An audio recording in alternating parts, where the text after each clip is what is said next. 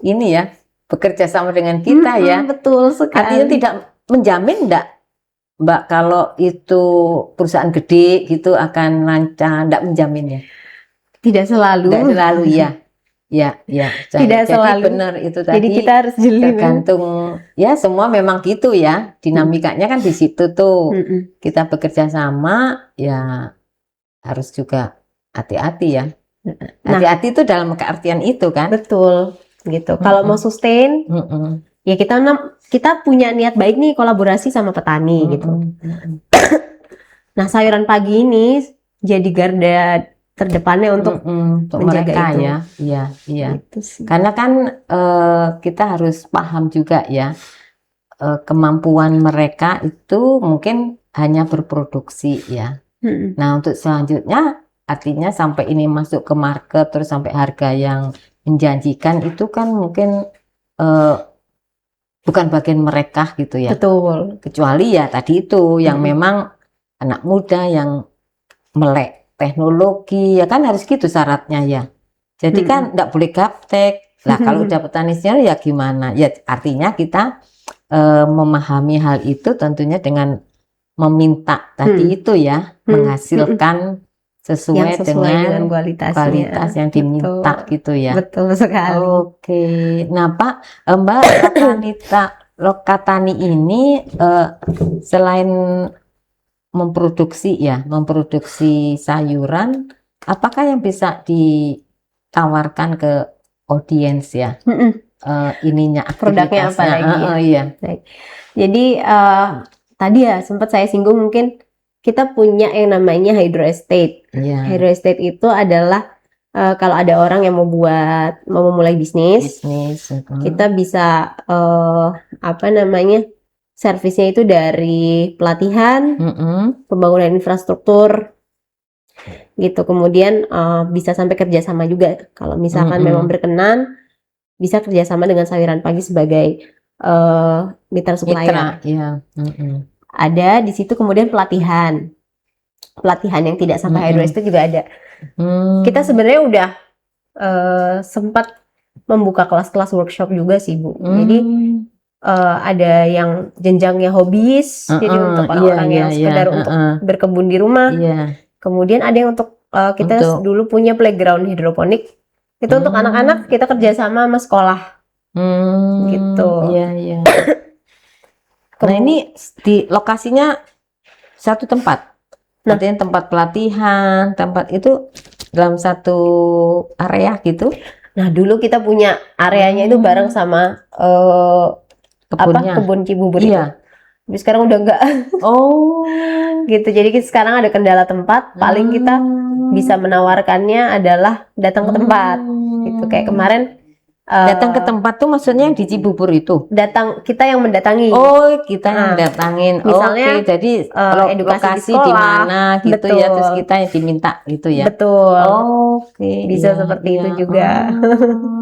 Sayang ya, padahal kalau itu menjadi ajang pendidikan anak. Itu tadi ya, mulai belajar itu. Iya, pengennya gitu sih Bu, bisa dilanjutkan. Iya, mimpinya nanti ke depannya juga. Jadi ada apa ini angan-angannya?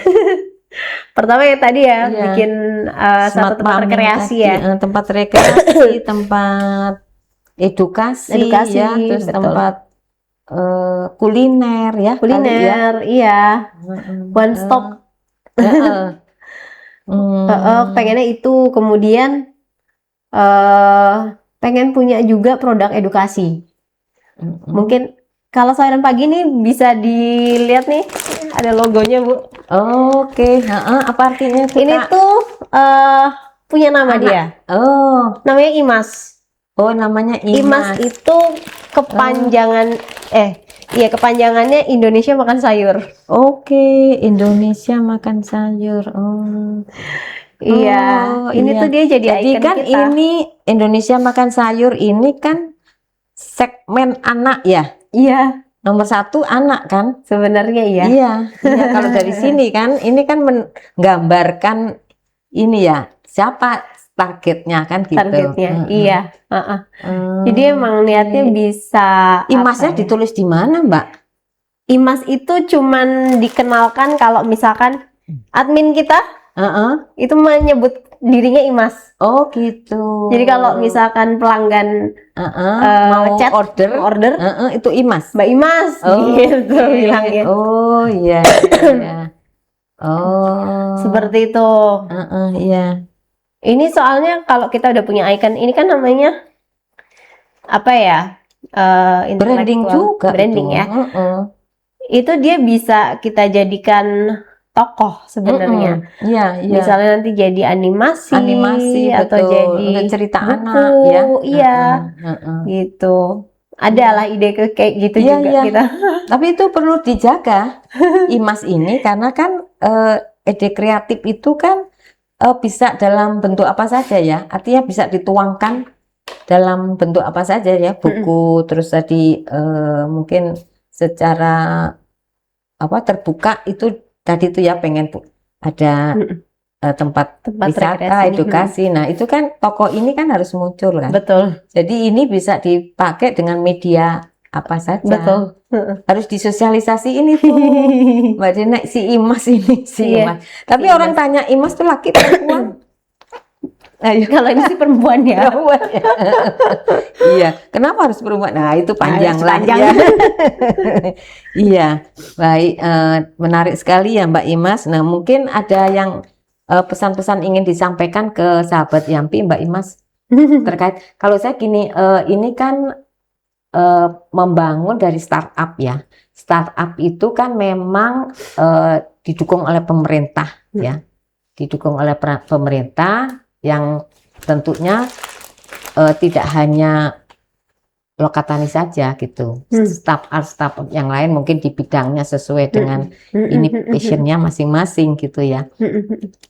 Nah, ini sejauh mana sekarang peran pemerintah dengan keberadaan startup yang pertanian loh. Kalau umumnya kan kalau saya dengar anak muda-muda startup itu yang kafe, yang apa ya. Nah, ini sejauh mana selama ini Mbak Desna rasakan? Iya. Yang saya mungkin ada himbauan kan, mungkin ada ini gitu ya. Iya, sebenarnya kalau yang bentuknya undangan acara kemudian kita jadi representatifnya adalah 1-2 gitu dari pemerintah gitu, sampai sekarang juga masih kadang-kadang dapat gitu.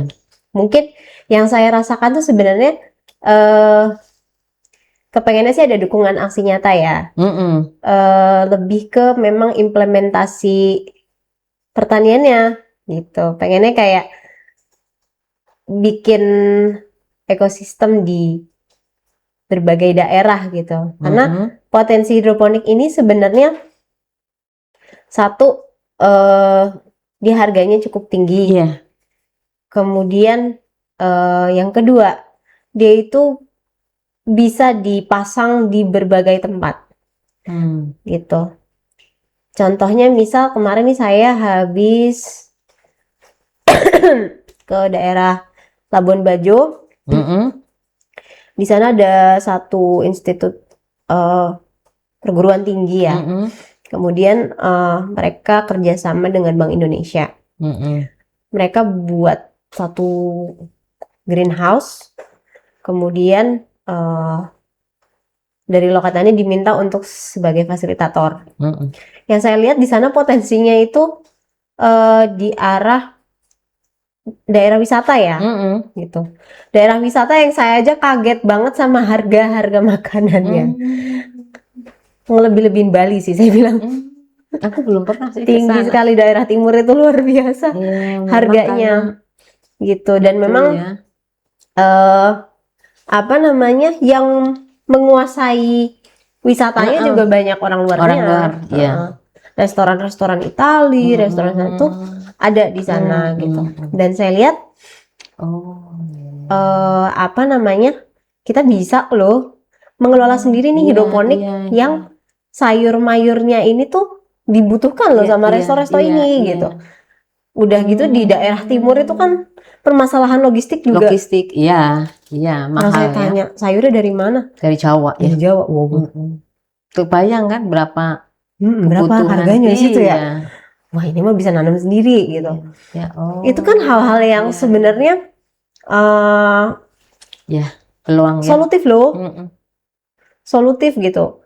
Bahkan misal untuk kebutuhan sendiri aja, kebutuhan masyarakat sendiri gitu, itu bisa gitu diajarkan untuk bertani yang kalau notabene di sana kan mungkin airnya tidak seperti di Jawa ya, Terbatas, ya. gitu. Daerahnya pegunungan kapur juga ini apa namanya. Jadi air tuh sulit. Tapi kalau misalkan dengan hidroponik ini sebenarnya Nggak perlu itu ya. nggak perlu terus-menerus mengairi. Mengairi, Jadi iya. kayak airnya kan sirkular ya, Bu, Teratur ya. beratur Iya, apa teratur, berputar, iya. berputar Nanti jadi nggak terbuang. ke bawah kan bisa Naik ini lagi. ya. Sebenarnya hidroponik ini 90% lebih hemat daripada konvensional di air. Jadi itu keuntungannya ya Iya. dengan hidroponik ya. Betul. Dari sisi pengairan ya. Pengairan. Dari sisi pengairan tadi itu 90% lebih hemat. Betul, 90% lebih apa efisien Jadi ya. sebetulnya untuk wilayah-wilayah yang memang keterbatasan ya, keterbatasan Betul. sumber daya air itu sebenarnya solusinya ini ya, Kak Des ya. Betul.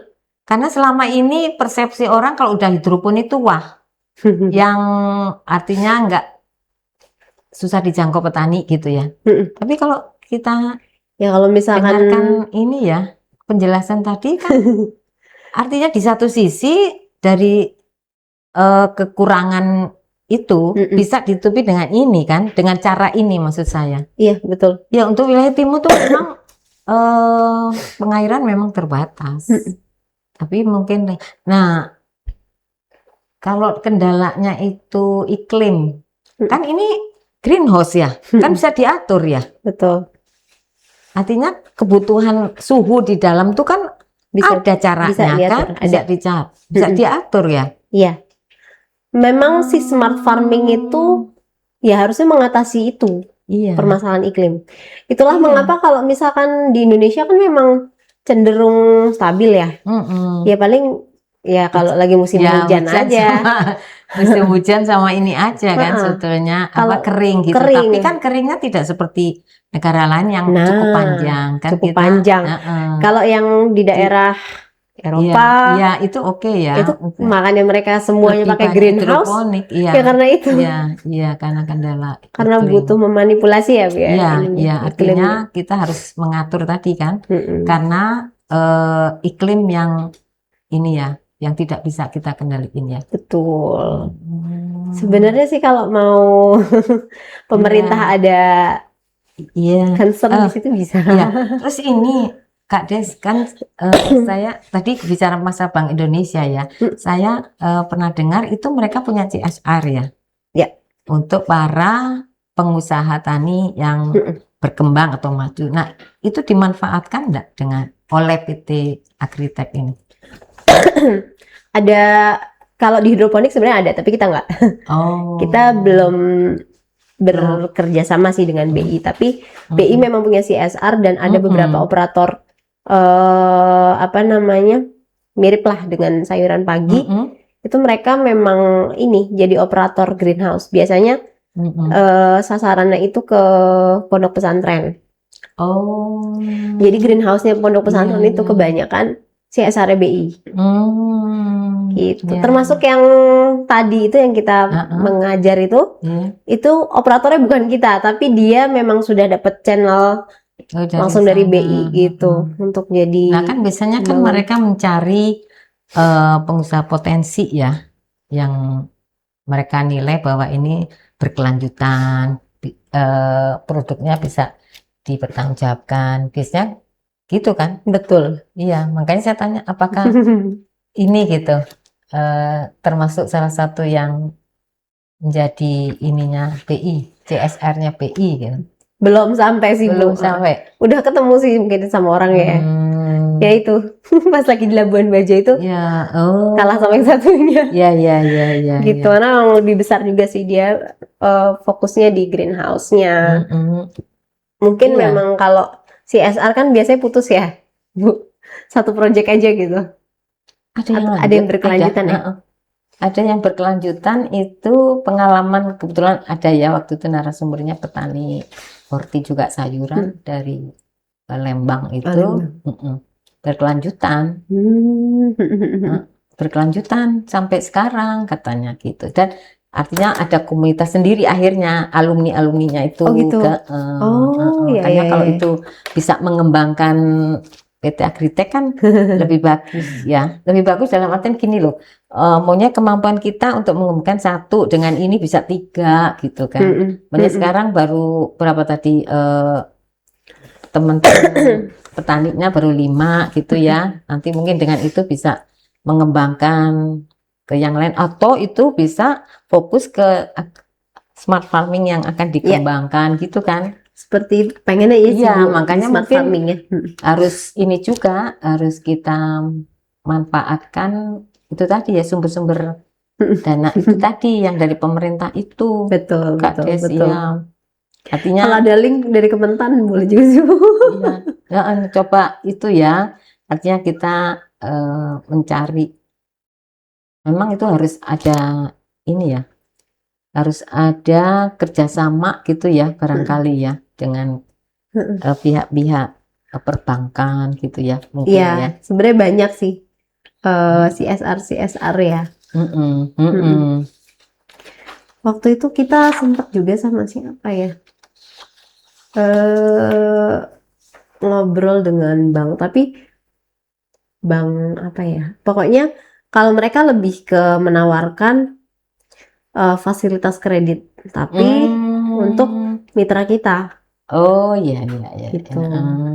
Ada Ya, juga sih yang ya. mengajak kerjasama seperti itu. Kak Des, ini mau tanya, ini kan PT Agritech ini banyak berhubungan dengan teknologi ya. Bagaimana PT Agritech ini kerjasama dengan akademisi umpamanya ya, mungkin dengan perguruan tinggi yang memang terkait gitu, bagaimana? Adakah itu terus ada? Yang kita dengan Politeknik Negeri Jakarta itu kebetulan memang ada mereka ya secara apa ya cukup serius untuk memfasilitasi mahasiswanya supaya benar-benar lulusannya itu bisa kepake gitu di perusahaan karena memang Politeknik kan arahnya ke situ ya. Nah, si Politeknik Negeri Jakarta ini itu secara ini sudah memang MOU-an gitu dengan MOU dengan Lokatani. Kita sebagai mitra perusahaan di mana kita itu menyediakan fasilitas untuk magang, riset gitu. Nah, termasuk mahasiswa-mahasiswa ini tuh kalau misalkan mereka punya tugas mereka bisa pakai laboratoriumnya ya, yang riset greenhouse tadi kita ya. ini. Gitu. Sudah berjalan berapa tahun ya? Kayaknya 2-3 tahun ini deh. Iya. Kak Des, kalau tadi dengan Politeknik Universitas Jakarta ya, itu kan dari sisi teknologi ya. Betul. Nah, bagaimana dengan inovasi teknologi dari sisi komoditasnya? Dari pertaniannya Bu ya? Kalau sejauh ini yang reach kita itu ada sebenarnya IPB. IPB itu beberapa kali sebenarnya menghubungi, tapi baru sebatas kita sebagai pengisi acara gitu. Kalau untuk kerjasama riset masih belum sih gitu. Kemudian memang yang paling besar itu adalah kegiatan magang Bu. Jadi itu mahasiswa kita tuh bisa setahun nerima 2 kali gelombang ya. Baik itu dari ada IPB, ada Unpad, ada UIN, kadang juga jadi tempat skripsian. Jadi biasanya habis magang, boleh nggak saya lanjut skripsi? Itu kita baru sampai di situ. Jadi mahasiswa yang malah mendatangi kita kan biasanya emang dari tahun ke tahun kan dengar dari seniornya. Ini bisa nih magang gitu ya. Gitu. Nah, kalau kita bicara pertanian tuh kan inovasi teknologinya itu bisa dihasilkan bibit yang baru gitu ya, bibit Hmm. unggul lagi, terus mungkin penyakit yang ditemukan. Nah, kalau di sayuran nih sampai di mana Mbak inovasi teknologinya? Nah, kalau di pertaniannya Mm-mm. itu yang kita masih belum ada di sayuran pagi ini. Karena memang kita backgroundnya kita lebih mengurus di area bisnisnya, Mm-mm. kemudian sebatas budidaya yang bibitnya itu juga kita beli gitu. Belum ada tuh pembibitan gitu, belum. Sebenarnya ada potensinya, Bu. Kayak beberapa sayuran selada Mm-mm. itu tuh kita masih impor harus dari Belanda. Jadi di Indonesia belum ada kayak misal kalau panah merah itu kan Mm-mm. dia sebenarnya kerjasama dengan non-USIT kalau nggak salah dari luar ya. Mm-mm. Nah untuk selada ini belum ada. Yang ada lokal, varietas lokal, Mm-mm. tapi varietas lokal itu belum bisa masuk ke standarnya resto. Standarnya, ya, Gitu. Mereka jadi belum bisa memenuhi memenuhi pasar ya, belum, istilahnya ya. belum sampai di pasar yang itu, Iya, yang yang apa sudah namanya, menjadi mitra ini ya. sayuran pagi. Dan itu memang sebenarnya potensi ya, potensi Iya. buat ya di Ya pemuliaan lah kalau pemuliaan ya. istilahnya, kalau di Pemuliaan ya, Bu, itu ya. ya berarti pemuliaan itu menghasilkan ini baru, bibit baru ya. bibit baru. Nah itu Oh, jadi selama ini potensi sebenarnya. impor ya? Iya, Ya untuk istilahnya beberapa ini. kita untuk pembenihan itu bibitnya masih impor gitu. Betul gitu. Sebenarnya kalau yang kayak bayam, bayam, kangkung itu masih lokal.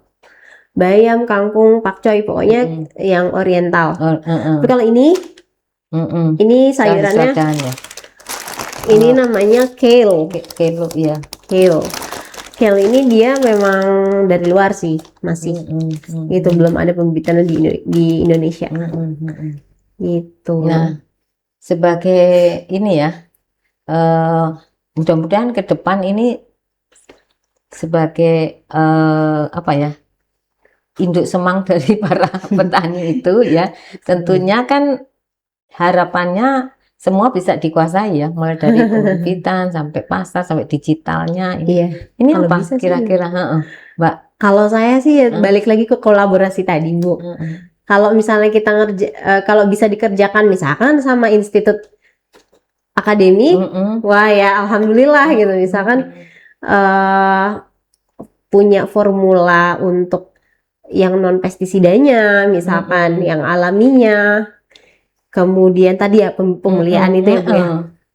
Nah kita kayaknya lebih prefer ada yang bisa mengerjakan sih, Bu. Kementerian Pertanian itu punya pusat penelitian sayur di Lembang.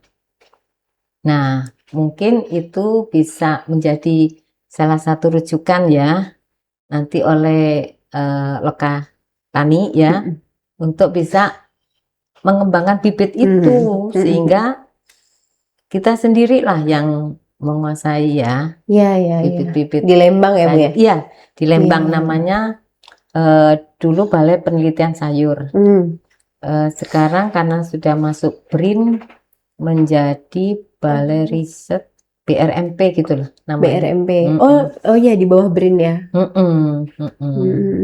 Nah, itulah yang menghasilkan bibit-bibit sayur aneka, aneka sayuran gitu. Nah, coba kan jadi kita terus ini gitu ya, artinya apa sekarang yang berkembang gitu, terutama sayur-sayur eksklusif gitu ya, yang memang diminta oleh pasar dan sebagainya. Mungkin gitu. Iya, bisa Bu.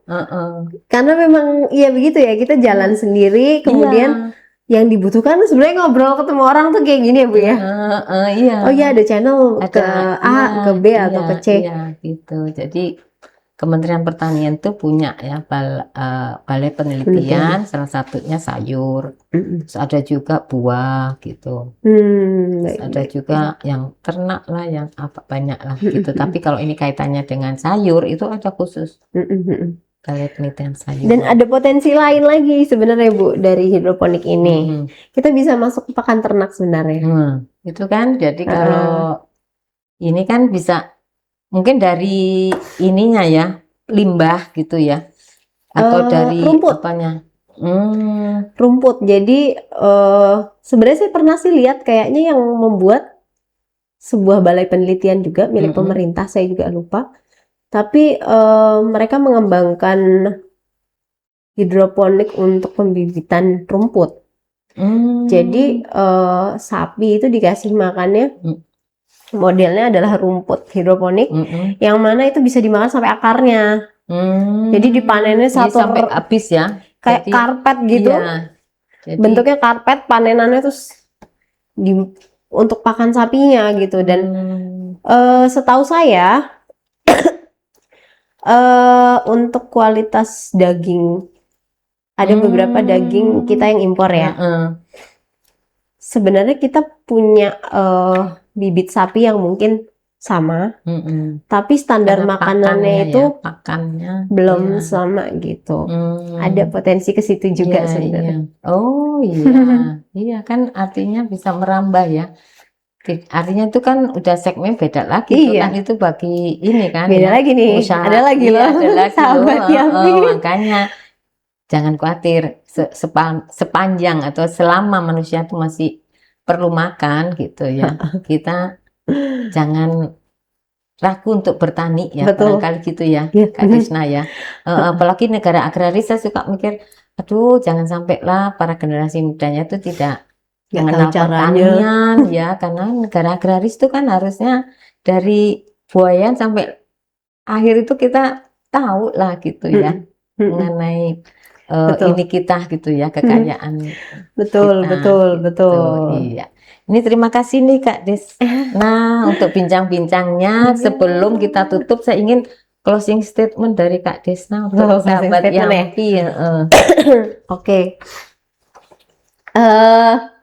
Kalau dari saya closing statementnya adalah sebenarnya kita punya satu slogan dari Lokatani, make farming accessible.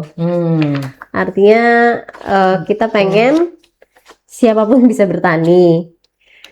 Mungkin tadi nyadur juga dari Bu Susi, bener kita negara agraris. Jadi coba mulai concern ke arah sustainability di pangan. Mulai dari pertanian, bisa dimulai dari rumah. Mungkin buat orang tua muda ya seperti saya juga, anak-anaknya diajarkan dari mana sih asal muasal pangannya, gitu sih. Kemudian nanti harapannya ketika kita tahu asal muasal dan caranya, nah dari situlah kita merasa penting, oh iya ya harus dijaga. Kayak gitu sih paling dari saya. Ya, negeri agraris ini. Betul. Iya, iya. Terima kasih Mbak Desna untuk pertemuan kita. Mudah-mudahan ini ilmunya memberikan manfaat ya, terutama para generasi muda pertanian. Jadi bertani itu menyenangkan dan menguntungkan. Iya, karena gitu kan. Nilai dari produk yang kalau kita kelola secara hidroponik itu bisa nilai tambahnya itu cukup menguntungkan ya, cukup memberikan apa kita margin yang besar ya. Jadi jangan hanya saya kalau tadi ngobrol dengan Mbak Desna, jadi kita itu sebagai petani jangan hanya mampu budidaya, tapi kembangkan juga teknologinya, kembangkan juga bagaimana cara bisnisnya, sehingga itu menjadi satu rangkaian sistem yang akan membentuk ekosistem yang di dalamnya ada pelaku, ada customer ya, terus juga mungkin petani tadi juga itu menjadi satu ekosistem yang ini akan memberikan pemanfaatan bukan hanya bagi kita selaku owner ya dari Lokatani, tapi juga mitra-mitra kita juga ikut terangkat